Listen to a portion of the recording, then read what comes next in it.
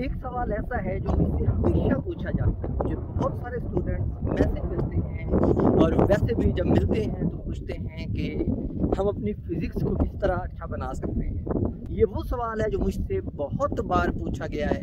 मैं एक्सपर्ट नहीं हूँ इस सवाल का जवाब देने के लिए, लेकिन फिर भी मैं अपना एक्सपीरियंस शेयर कर सकता हूँ और जो मैंने उन लोगों के बारे में पढ़ा है जिनकी फ़िज़िक्स अच्छी है या जिन्होंने फ़िज़िक्स में कुछ अच्छा काम किया है, उनका एक्सपीरियंस शेयर कर सकता हूँ।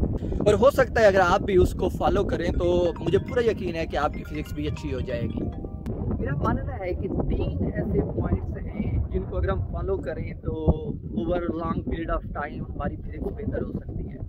और उनमें से जो पहला पॉइंट है वो है हार्ड वर्क, जो दूसरा पॉइंट है वो है ऑनेस्टी एंड क्यूरियोसिटी, और जो तीसरा पॉइंट है वो है डिस्कशन। तो इन पॉइंट्स को मैं तरतीब में डिस्कस करता हूँ। और जो पहला पॉइंट है जिसको मैंने कहा है हार्ड वर्क, ऑफ कोर्स कोई भी काम करना हो उसके लिए हार्ड वर्क रिक्वायर्ड है, ठीक है। और फिजिक्स के लिए तो सारे बड़े साइंसदान, इवन रिचर्ड फाइनमैन ने भी यही कहा है कि I was just an ordinary students who worked really hard. और आपको पता है रिचर्ड फाइनमैन ने 1965 में नोबेल प्राइज़ जीता था और वो अपने बारे में ये कह रहा है कि मैं एक आम सा स्टूडेंट था लेकिन जिसने मेहनत बहुत ज़्यादा की है। अगर आप बेसिक जो यूनिवर्सिटी फिजिक्स की बुक है जो आप BS के पहले सेमेस्टर में पढ़ते हैं उसको उठा के देखें तो उसके प्रीफेस में जो उसके मुसन्निफीन हैं वो लिखते हैं कि फिजिक्स एक ऐसा मजमून है जिसको आप प्रैक्टिस, हार्डवर्क और प्रॉब्लम करने से ही सीख सकते हैं और कोई रास्ता नहीं है। और यही बिल्कुल मेरा मतलब है जब मैं कहता हूँ कि आपको हार्डवर्क करना पड़ेगा। जो दूसरा पॉइंट है वो मैंने आपको बताया था कि मैं दूसरे पॉइंट को नाम देता हूँ honesty and curiosity. What it means by honesty and curiosity is this कि जब हम कोई चीज़ पढ़ रहे होते हैं या किसी को, जब हमारे दोस्त हमसे किसी बात को पूछते हैं, कोई सवाल पूछते हैं तो हम उसका जवाब देते हैं। तो जब हम उसका जवाब देते हैं तो हमें बहुत अच्छी तरह पता होता है कि क्या वो जवाब सही है, क्या वो जवाब सही नहीं है। और इससे बढ़कर जो मेन इम्पोर्टेंट चीज़ है जिसके ऊपर मैंने इस दूसरे पॉइंट को ऑनेस्टी का नाम दिया है वो ये है कि हमें पता होता है कि हम जो उसको जवाब दे रहे हैं क्या हमें ये मुकम्मल तौर पे पता है, क्या इंट्यूटिवली हम इसको समझते हैं, क्या ये कॉन्सेप्ट हमें क्लियर है या नहीं है। हो सकता है जिसको हम जवाब दे रहे हैं हमारा स्टूडेंट हो सकता है, हमारा दोस्त हो सकता है वो हमारे जवाब को मान ले, बट वी नो बेटर, हम जानते हैं कि हमने जो जवाब दिया है क्या वो हमें खुद को क्लियर है। And this is the most important thing if you want to learn something, कि आपको ऑनेस्ट होना होगा। लोगों के साथ नहीं, लोगों को छोड़ दें, उनको तो हमने जवाब दे दिया, वो चले गए, वो तो बाद में जो उनका होगा वो उनकी ज़िंदगी है, हमें नहीं कंसर्न उससे। हमारी जो कंसर्न है वो हमें खुद से होनी चाहिए कि क्या हम अपने साथ ऑनेस्ट हैं।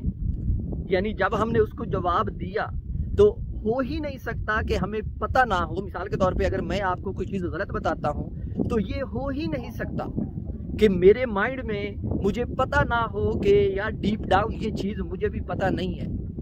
या हो नहीं सकता कि अगर उस किसी जो टॉपिक मैं बता रहा हूँ जिसका जवाब मैं देना चाह रहा हूँ अगर वो मुझे नहीं आता या उसमें मुझे कोई डाउट है तो हो ही नहीं सकता कि मेरे जहन में सवाल ना उठे उसके रिलेटेड। और अगर मेरे जहन में सवाल उठता है तो यहाँ से 2 पॉइंट्स जन्म लेते हैं। एक कि जिसको मैंने जवाब दिया है उसको मैंने सही जवाब नहीं दिया क्योंकि मेरे अपने माइंड में उस क्वेश्चन को लेके डाउट थे। और यहाँ से ऑनेस्टी के साथ जो मैंने दूसरा पॉइंट कनेक्ट किया था क्यूरियोसिटी का, वो आता है कि अब हमारे अंदर वो क्यूरियोसिटी होनी चाहिए कि जो हमें पता चला कि हमें इस टॉपिक के अंदर जो हमने जवाब दिया है उसके अंदर ये चीज़ डिटेल में हमें भी नहीं पता, तो क्या हमारे अंदर क्यूरियोसिटी मौजूद है कि हम उसको किसी किताब में देखें या उसको इंटरनेट पे सर्च करें या उसका जवाब ढूंढने की कोशिश करें। Trust me, this is the most important thing if you want to learn physics.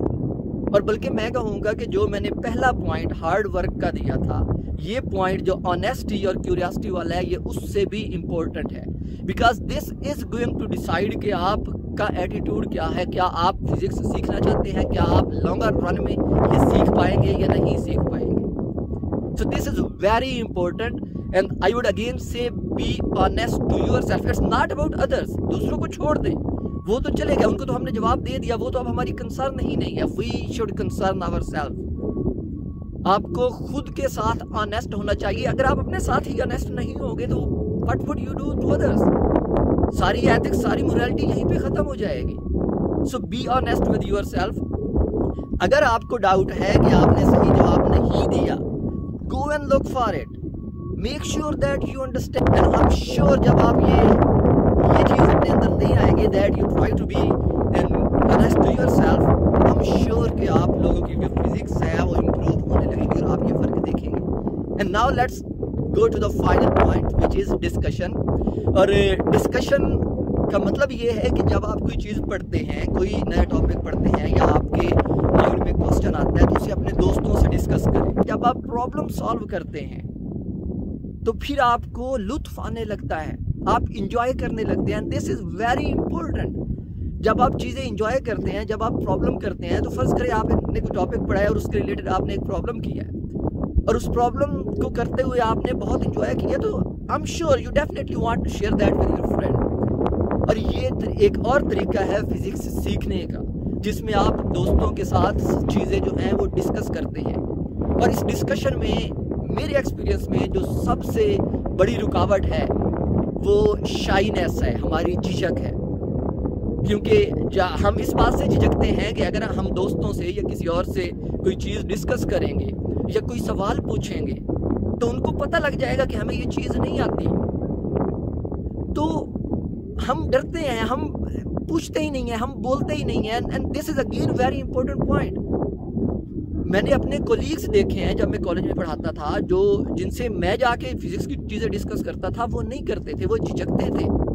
क्योंकि मैं अभी कॉलेज में लेक्चरर बन के आया हूँ, तो इस तरह तो मुझे पता चल जाएगा कि उनको ये चीज़ नहीं आती, जो कॉलेज में 10-10, 15-15 साल से जॉब कर रहे हैं। लेकिन ये चीज़ जो है, ये सबसे बड़ी रुकावट है सीखने के रास्ते में।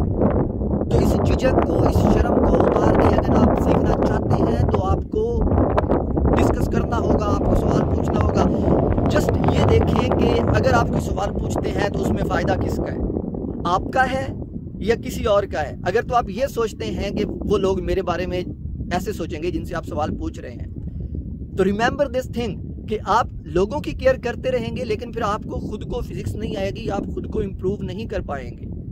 At the end of the day, no one cares about what others are doing.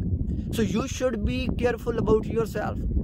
कि अगर आप ऐसा सवाल, अगर आप सवाल नहीं पूछेंगे, अगर आप डिस्कस नहीं करेंगे तो आपकी फिजिक्स इम्प्रूव नहीं होगी। So you should only concern yourself. Forget about people. अगर वो सोचते हैं कि आपको फिजिक्स नहीं आती, सोचने दें। लेकिन जब आप, हो सकता है आपको फिजिक्स ना आती हो, लेकिन जब आप डिस्कस करना शुरू होंगे तो ओवर पीरियड ऑफ टाइम आपकी फिजिक्स इम्प्रूव होना शुरू हो जाएगी। और एक वक्त आएगा जब आपकी फिजिक्स इतनी अच्छी हो जाएगी कि हो सकता है दूसरे लोगों से जो आपको जज कर रहे थे उनसे भी अच्छी हो जाए आपकी physics. So you should definitely talk to people, you should definitely ask question and you should not care about what other things about you. अगर आपको कोई चीज़ आती है तो बेशक सारी दुनिया ये कहती रहे कि आपको कोई चीज़ नहीं आती। जो कॉन्सेप्ट आपको आता है, जो चीज़ आपको आता है, जब वक्त आया तो that thing will speak for itself.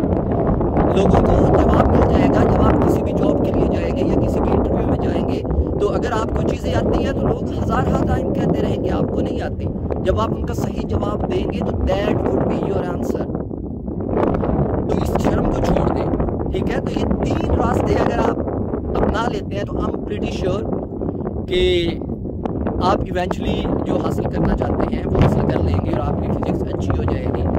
और of course this is not an easy path. Easy path इस सेंस में नहीं है क्योंकि हमारी इंसानी फितरत ये है कि हम जो काम करने के आदी होते हैं, हम कहते हैं कि बस ये किया, एक काम करने का जोश आता है, लेकिन 2, 4, 5 दिन, हफ्ते बाद वो जोश उतर जाता है। लेकिन ये जो 3 बातें मैंने बताई हैं, इसके लिए हमें लंबे अरसे तक कॉन्स्टेंटली पढ़ना पड़ेगा। So it's very hard to keep consistency. लेकिन ये बात याद रखें कि ये जो ज़िंदगी है इसमें सब कुछ मेहनत से मिलता है और वो मेहनत आपको लंबे अरसे तक करना पड़ती है। आइंस्टाइन जैसे बंदे ने 10 साल स्पेशल रिलेटिविटी के ऊपर लगाए और फिर 10 साल ज़िंदगी के सिर्फ जनरल रिलेटिविटी के ऊपर लगा दिए, तो हम तो आइंस्टाइन के मुकाबले में कुछ भी नहीं है। हम तो अभी फिज़िक्स सीख रहे हैं। वो चीज़ें जो 100 साल 200 साल पहले डिस्कवर हो चुकी थी उनको समझने की कोशिश कर रहे हैं। So we have to work hard, we have to keep consistency and remember life is like ये मेरी फेवरेट कोटेशन है। मुझसे जब भी कोई स्टूडेंट पूछता है तो मैं यही कहता हूँ कि life is like a marathon, it's not a sprint जिसमें आप 100 मीटर की रेस 10 सेकंड में भाग के जीत जाएंगे। जो लाइफ है ये मैराथन की तरह है जिसमें आपको 40-50 किलोमीटर भागना पड़ेगा, कई घंटे तक भागना पड़ेगा। So prepare your self for a marathon, और मैराथन में वही जीतता है जो एंड तक जाता है, जो स्लो चलता है लेकिन एंड तक जाता है। तो आपको भी एंड तक जाना है। अगर आपने फिजिक्स सीखनी है तो कंसिस्टेंट रहें, लेकिन रोजाना थोड़ा थोड़ा पढ़ते रहें। Eventually I can guarantee you कि आप जो गोल हासिल करना चाहते हैं वो हासिल कर लेंगे, यानी आपको फिजिक्स आने लगेगी। And this is the right way. अगर आप छलांग लगाना चाहेंगे, शॉर्टकट ढूंढना चाहेंगे, तो ऐसा कोई शॉर्टकट नहीं है। अगर आपको मैं कोई किताब कहूँ और उस किताब के 1000 सफ़ात हो तो आप कहेंगे अब मैं 1000 सफ़ात पढ़ूँ, इसके ऊपर तो मुझे 6 महीने लगने वाले हैं अगर मैं न्यूमेरिकल्स भी ना करूँ। तो आप क्या करेंगे? आप कोई नोट्स लेंगे, कोई अल्टरनेटिव ट्रिक लेंगे दूसरों से पूछ के। आप 6 महीने उसी ट्रिक पे भी लगा देंगे और आप वहीं खड़े होंगे, आपको कुछ भी नहीं आएगा। लेकिन अगर आप वो राइट वे चूज करें, जो किताब पढ़ के आपको पता है कि आप कुछ हासिल कर सकते हैं, तो 6 महीने बाद स्लोली एक स्टेप, एक दिन आप पढ़ के इवेंचुअली 6 महीने बाद आप उस लेवल पे खड़े होंगे जहाँ पे आप कह सकेंगे कि हाँ जी अब मुझे कुछ आता है। That's all I can say about if you want to learn something. So let me give you a night view of this beautiful scene from the mountain, जहाँ पे नीचे जहाँ पे मेरा घर भी है। So let's watch it. तो ये अभी सूरज ढल चुका है, आप उसकी सुर्खी देख सकते हैं। बट आई होप कि आप लोगों के ऊपर ये बातें असर करें और आप इनको दिल पे लें। Because at the end of the day, remember, you are the only one who should be careful about yourself. ना मुझे आपकी फ़िक्र होगी, ना किसी और को आपकी फ़िक्र होगी।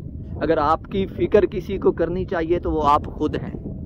तो अपने बारे में सोचें, बी कंसिस्टेंट। अभी नया साल शुरू हुआ है, लोग नए साल के ऊपर बड़े बड़े अज़म करते हैं, तो आप भी ये अज़म कर लें कि इस साल मैंने ये 10 किताबें फिज़िक्स की पढ़नी ही पढ़नी है, चाहे कुछ हो जाए। साल गुजर जाएगा, टाइम का पता नहीं चलेगा, लेकिन अगर आप ये अज़म पूरा करते हैं तो 1 साल के बाद आप टोटली डिफरेंट लेवल पे खड़े होंगे। लेकिन अगर आपने पिछले साल की तरह ऐसे ही कहा कि अब मैं फिर से ये सारी बुनियादी फिज़िक्स की किताबें पढ़ूं, तो साल भी गुजर जाएगा और आप फिर वहीं के वहीं खड़े होंगे जहां आप इस वक्त खड़े।